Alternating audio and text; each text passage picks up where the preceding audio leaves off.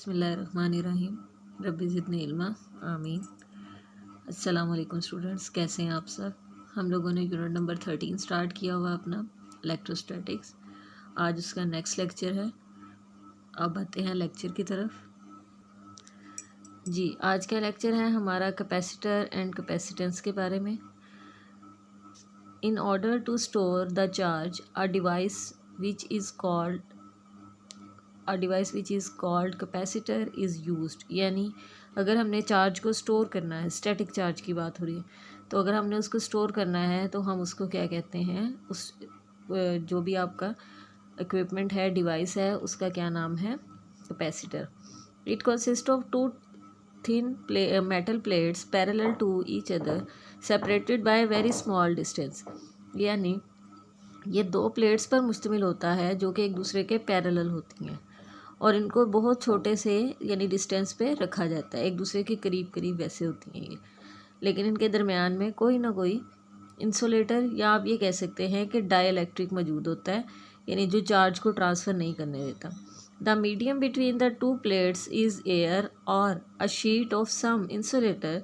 This medium is known as dielectric. Dielectric यानी जो charge को ट्रांसफ़र होने ना दे, यानी उसमें से जो इलेक्ट्रिसिटी है या जो चार्ज है वो ट्रांसफ़र ना हो सके। यहाँ पर उन्होंने कहा हुआ है एयर या कोई भी इंसुलेटर, तो ये आपकी डेफिनेशन बन जाती है डाइलेक्ट्रिक की। ठीक हो गया।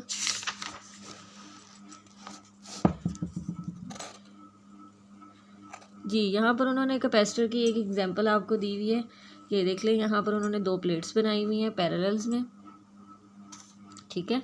उसके बाद हमने उसको बैटरी के एक टर्मिनल से अटैच किया हुआ है, यानी पॉजिटिव और नेगेटिव टर्मिनल को अटैच किया है।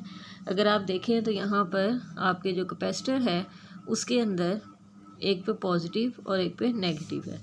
If a capacitor is connected with the battery of V volts, then the battery transfer the positive Q from B to plate A so that minus Q charge appears on B and positive Q charge appear on plate A। यानी क्या होगा कि जो हमारे B के सारे positive charges हैं वो कहाँ ट्रांसफ़र कर दिए जाएंगे, A की तरफ, और उसकी वजह से आपके ये सारे इस साइड पे आपके चार्ज सेपरेट हो जाएगा, पॉजिटिव चार्जेस, और इधर सेपरेट हो जाएगा negative charges. The charges on each plate attracts each other, thus remain bound within the plates।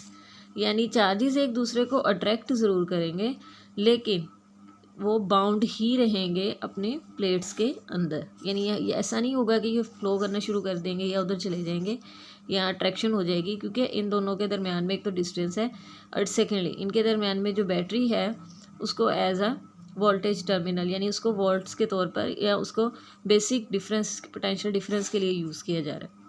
Ji, the charge on each plate attracts each other but these remain bound within the plates. In this way the charge is store in capacitor for a long time.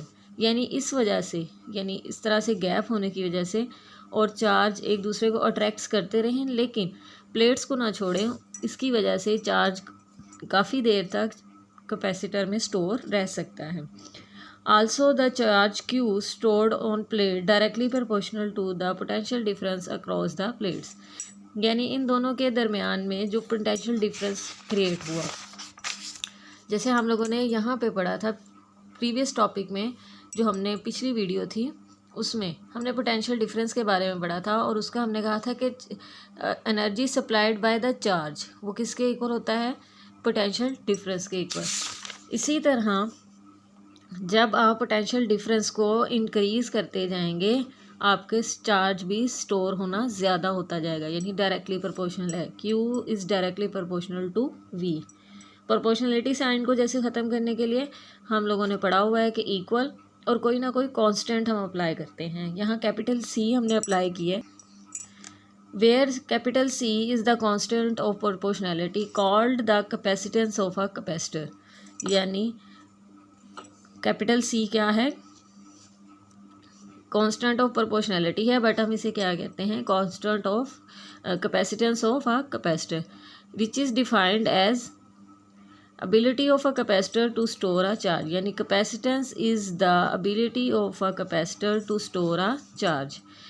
It is given by the ratio of charge and electric potential.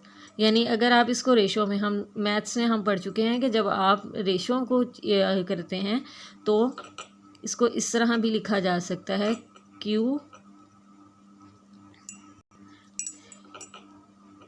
Ratio V divide में है ना, और इसको आप ratio में भी लिख सकते हैं. It is given by the ratio of charge and electric potential.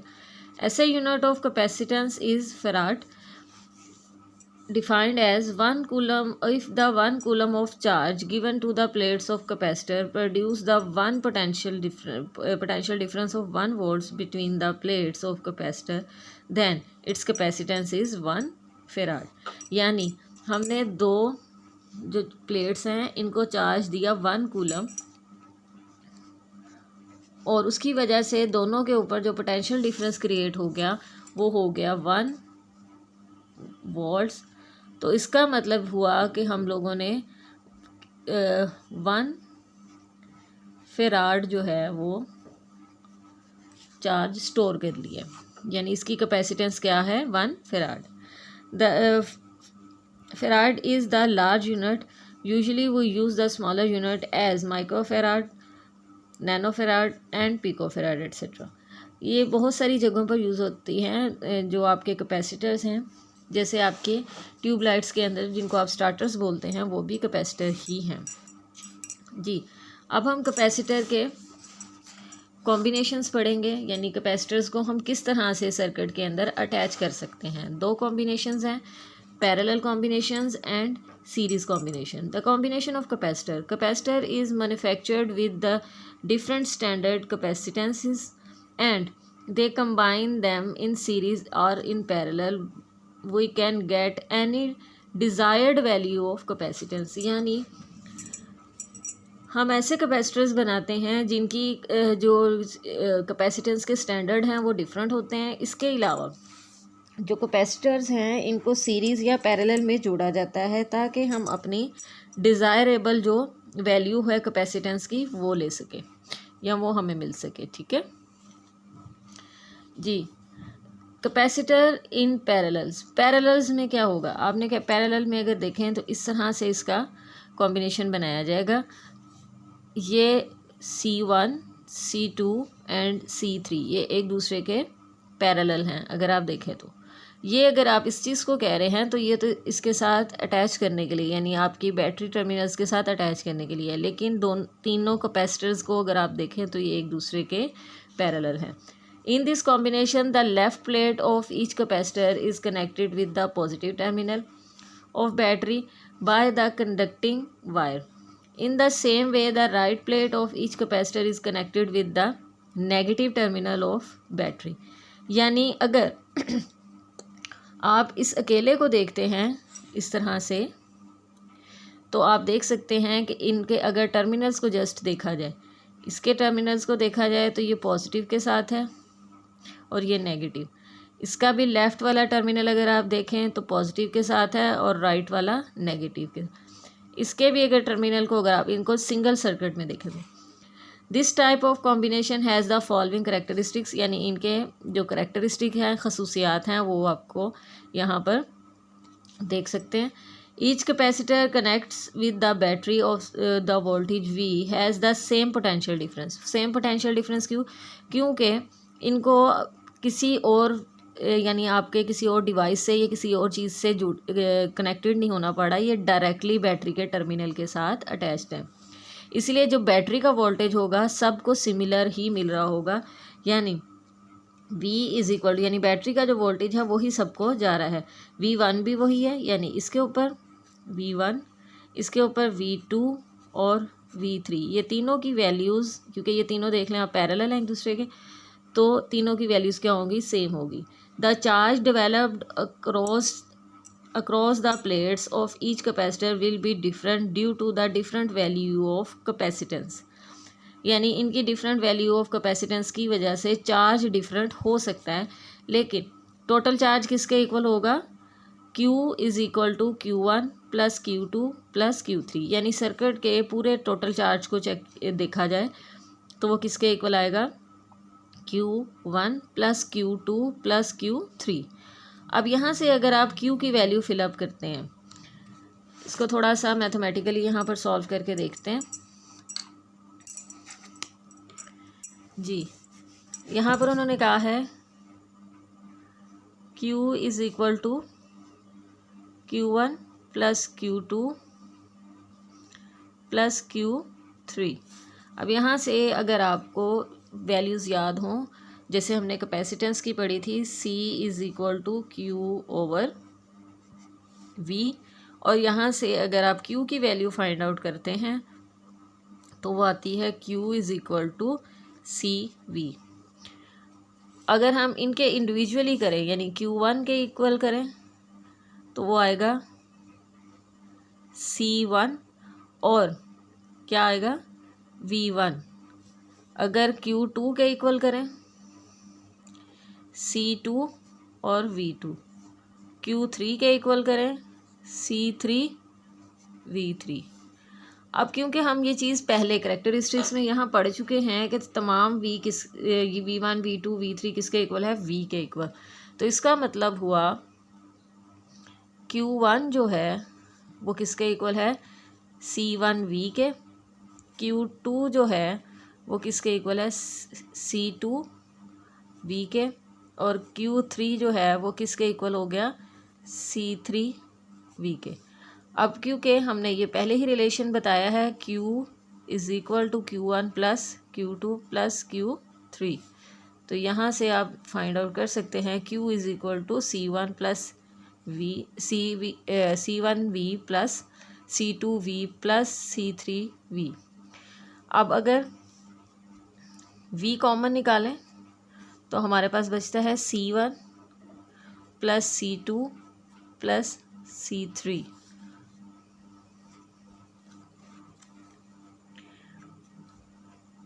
और यहाँ से Q over V, C1 plus C2 plus C3। Q over V अभी हमने ऊपर देखा है किसके इक्वल है, C के equal, C1 plus C2 plus C3। Okay हो गया जी, यहाँ तक उन्होंने इसको निकाला। और उसके बाद इसके साथ EQ मीन्स इक्वलेंस कैपेसिटेंस, यानी वन इक्वलेंस। अगर तीनों की कैपेसिटेंस को देखा जाए तो वो किसके इक्वल हो जाती है, एक कैपेसिटेंस के, यानी ओवरऑल सर्किट की जो कैपेसिटेंस है वो क्या बन जाएगी, C1 plus C2 plus C3।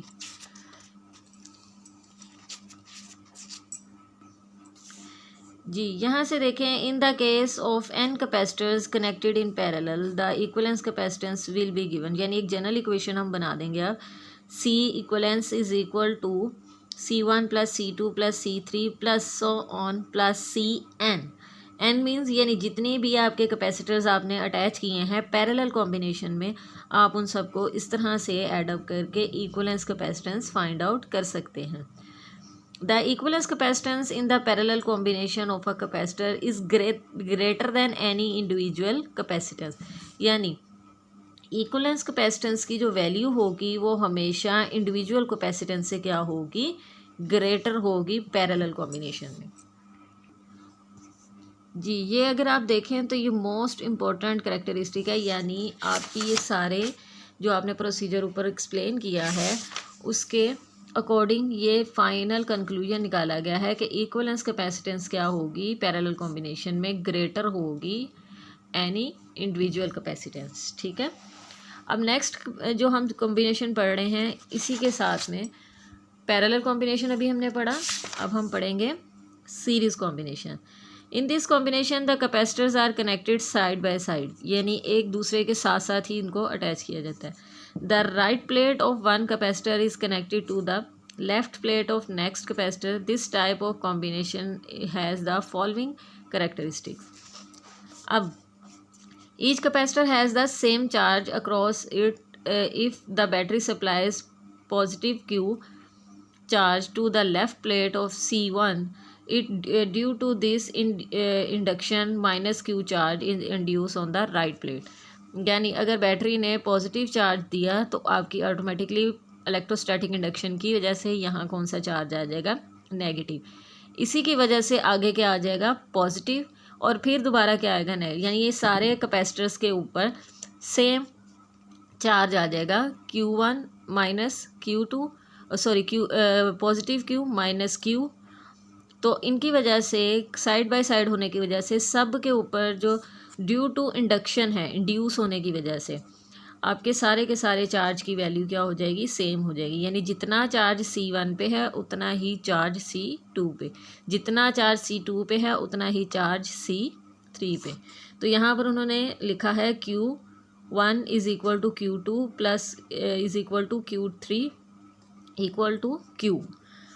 यहाँ पर पैरेलल कॉम्बिनेशन में क्योंकि आपके जो टर्मिनल बैटरीज के साथ अटैच हो रहे थे वो सेम थे, इसकी वजह से वोल्टेज सेम जा रहा था लेकिन चार्जेस डिफरेंट आ गए थे, क्योंकि ये साइड बाय साइड अटैच नहीं थे, इनमें इंडक्शन नहीं हुई थी।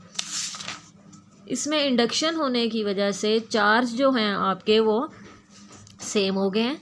लेकिन अब क्या होगा कि जो टर्मिनल्स हैं क्योंकि साइड बाय साइड होते हैं, साइड बाय साइड होने की वजह से इनका जो वोल्टेज है वो बार बार चेंज हो रहा है। मतलब टोटल वोल्टेज जो है वो आपका V1, V2 एंड V3 उनको ऐड करेंगे तो पूरा बैटरी का वोल्टेज बनेगा। यानी बैटरी के जो वोल्टेज आपको, बैटरी जो आपको वोल्टेज ट्रांसफ़र कर रही है वो डिवाइड हो रहा है तीनों कैपेसिटर्स में इक्वली। अब यहाँ से अगर आप देखें तो potential difference across the each temperature is different due to the different value of capacitance. यहाँ पर जो आपका बन रहा था कि आपके due to the different value of capacitance आपकी चार्ज चेंज हो रहा था, लेकिन यहाँ पर due to the different value of capacitance आपको क्या चेंज हो रहा है, वोल्टेज चेंज हो रहा है। यानी पैरेलल कॉम्बिनेशन में due to the different value of capacitance charge change हो रहे हैं, यानी जो चार्ज डेवलप हो रहा है। लेकिन सीरीज़ कॉम्बिनेशन में क्या हो रहा है, due to the different value of capacitance लेकिन साइड बाय साइड अटैच होने की वजह से चार्ज सेम रह रहा है, लेकिन जो आपका वोल्टेज है वो चेंज हो रहा है। वोल्टेज में अब आपके पास दोबारा से एक डेरिवेशन है, वो हम स्टार्ट करते हैं इसके साथ में।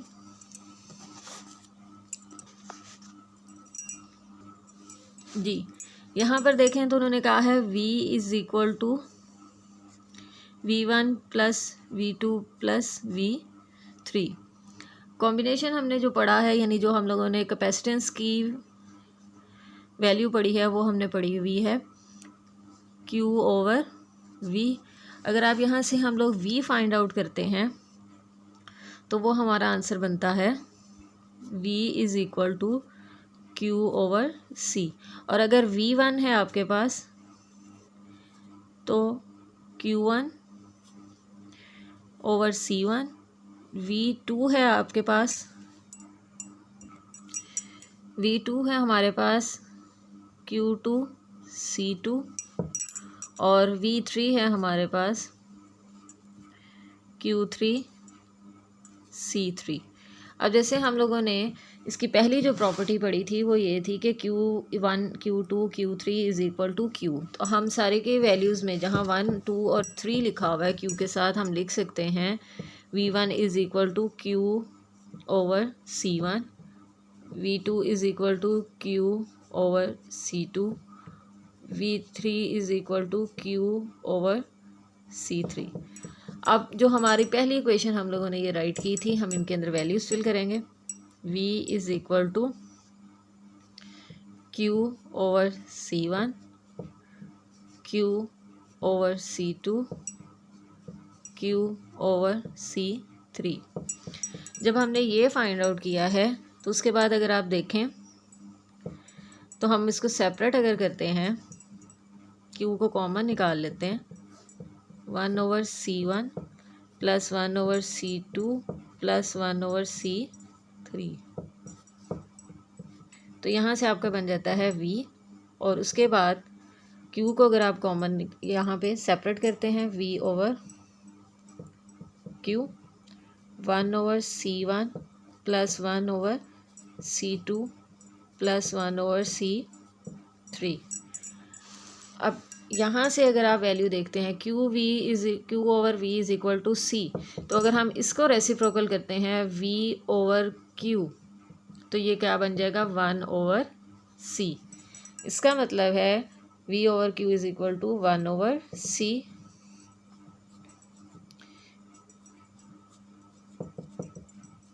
1/C3। अब इसके आगे हम लिख सकते हैं इट्स अ इक्विवेलेंस कैपेसिटेंस। जी, यहाँ पर आप देखें equivalence capacitance is equal to the reciprocal of C1 plus reciprocal of C2 inverse, या आप कह सकते हैं plus 1/C3। In case the n capacitors connected in series, we can equivalence capacitance C1, C2, C3 1/, की form में, और Cn यानी जो भी आपकी नंबर ऑफ कैपेसिटेंस होगी। अच्छा, यहाँ पर अगर आप देखें तो इन्होंने 4 करेक्टरिस्टिक्स बताई हैं, हालांकि पैरेलल में इन्होंने 5 बताई थी। ठीक है, अब 5th वाली हमें खुद राइट करनी पड़ेगी, क्योंकि साइड ब्लॉक में वो उसका उन्होंने क्वेश्चंस बना कर दे दिया। तो इसका मतलब है कि ये करेक्टरिस्टिक आपको खुद राइट करनी है। इसमें उन्होंने लिखा हुआ है is the equivalence capacitance in the series larger or smaller than the capacitance of any individual capacitor in combination. यानी सीरीज़ कॉम्बिनेशन में अब आपने खुद बताना है कि इक्विवेलेंस कैपेसिटेंस जो है वो लार्जर होगी या स्मॉलर होगी। तो अगर आप देखें तो ये 1/, की फॉर्म में है, तो इसका मतलब क्या हुआ कि ये स्मॉलर होगी। ठीक है, और ये भी याद रखें कि अगर पैरेलल में ग्रेटर आ रहा है तो वही चीज़ लार्जर सीरीज़ में क्या हो जाएगी, उल्टी हो जाती है, स्मॉलर हो जाए। यानी आप इसी चीज़ को the equivalence capacitance of the series capacitor is, यहाँ आ जाएगा is smaller than the capacitance of any individual capacitor in combination. यानी आपकी जो 5th वाली करेक्टरिस्टिक बनेगी वो यहाँ से बनेगी। ठीक है, और इस करेक्टरिस्टिक के बगैर आपका ये टॉपिक कंप्लीट नहीं होता। जी, इसके साथ ही हमने ये 2 कॉम्बिनेशंस पढ़े। पहले हमने कैपेसिटर और कैपेसिटेंस के बारे में पढ़ा, फिर हमने उसके दोनों कॉम्बिनेशंस पढ़े हैं, और स्मार्ट सिलेबस के अकॉर्डिंग फिर इसके सिर्फ यूजेस दिए गए हैं। इसके अलावा इसके अंदर जितने भी टॉपिक्स हैं वो स्किप कर दिए गए हुए हैं। तो आज हम यूजेस करने के बाद चैप्टर नंबर 13 की जो अब आपकी थियरी है वो कंप्लीट हो जाएगी। Uses of capacitor. The capacitor have wide range of applications in different electrical and electronic circuits. For example they are used for tuning transmitters, receivers and transistors of radio. यानी capacitor कहाँ कहाँ use होते हैं, यानी बहुत सारे electrical and electronic circuits में use होते हैं, लेकिन उनमें से कुछ की एग्जांपल्स वो ले रहे हैं, जिसमें है tuning transmitters, receivers and transistors. They are also used in the table fan, ceiling fan, exhaust fan, fan motors in air conditioners, cooler motors, cooler motors of washing machines, air conditions and many other appliances for their smooth working। smooth working यानी उनकी speed में कोई फ़र्क ना आए। Capacitor is also used in the electronic circuit of the computer etc। यानी computer में भी यूज़ होता है। Capacitor can be used separate high frequency and the low frequency signals which make them useful in electronic circuit। यानी capacitors को किस लिए use किया जाता है, सेपरेट करने के लिए हाई फ्रीक्वेंसी और लो फ्रीक्वेंसी सिग्नल्स के लिए। यानी कैपेसिटर्स एक और काम भी कर सकते हैं कि ये हाई फ्रीक्वेंसी और लो फ्रीक्वेंसी सिग्नल्स को सेपरेट कर सकते हैं ताकि वो यूज़फुल हों किसके लिए, इलेक्ट्रॉनिक सर्किट के लिए। Capacitor are used for the resonant circuit and that tunes the radio to particular frequencies। यानी कैपेसिटर किसके लिए यूज़ होते हैं, सर्किट्स को रेजोनेंट करने के लिए, ताकि वो ट्यून कर सके पर्टिकुलर फ्रीक्वेंसी। यानी जैसे आप रेडियो पे डिफरेंट एफएम सुनते हैं और उसमें डिफरेंट आप रेडियो स्टेशंस को सेट करते हैं, तो उसमें जैसे आप 106 या 101 103 उनकी एक फ़िक्स फ्रीक्वेंसीज़ हैं, ये 101 101 103 100। तो पर्टिकुलर फ्रीक्वेंसी पर रेडियो को ट्यून करने के लिए हमें किसकी ज़रूरत पड़ती है, कैपेसिटर की। Such circuits are called tuning circuits. अब यहाँ पर एक और डेफिनेशन आपके पास आ गई है कि वो सर्किट्स जो कि ट्यूनिंग के लिए यूज़ होते हैं पर्टिकुलर फ्रीक्वेंसी की, उनको क्या कहते हैं, ट्यूनिंग सर्किट। यानी capacitors are used to resonate the circuits that tune radio to the particular frequency.